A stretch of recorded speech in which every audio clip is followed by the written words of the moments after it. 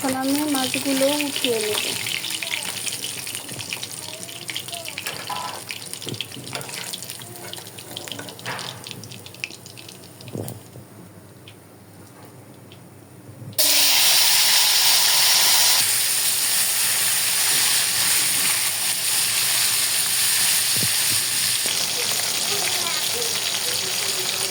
এখন আমার মাছ ভাজা হয়ে গেছে, আমি উঠিয়ে নিব। এখন পেঁয়াজ দিয়ে দিলাম। আমি যেহেতু ভুনা করব তাই আমার পরিমাণ মতো আমি পেঁয়াজ দিয়ে দিলাম। পেঁয়াজটা একটু ভালো করে ভেজে নিলে পেঁয়াজটা নরম হয়ে যাবে। এবার আমি একটু ভালো করে ভেজে নিব, তারপরে পানি দিয়ে দিব।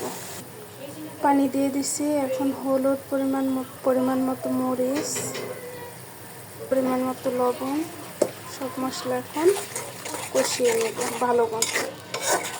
মশলা কষানো না হলে তরকারিটা খেতেও মজা লাগে না।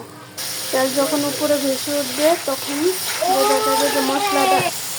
এবার ভালো মতো কষিয়ে নেব। তেল উপরে ভেসে যাচ্ছে।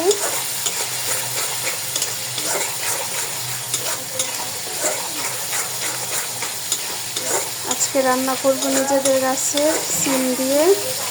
এখন সবজি দিয়ে দিব।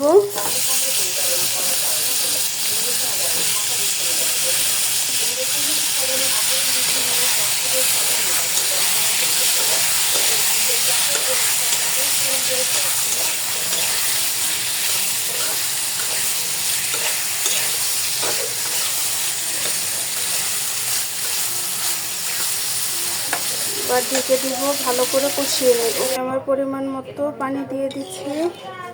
এখন সেদ্ধ হতে যতক্ষণ লাগে। এখন সবজি সেদ্ধ হয়ে গেছে, এখন মাছ দিয়ে দিব। মাছ দিয়ে একটু জাল দিয়ে নামিয়ে নেব। এখন আমার রান্না কমপ্লিট। আমি বলে ঢেলে নিয়েছি। দেখেন কালারটা কি সুন্দর এসেছে।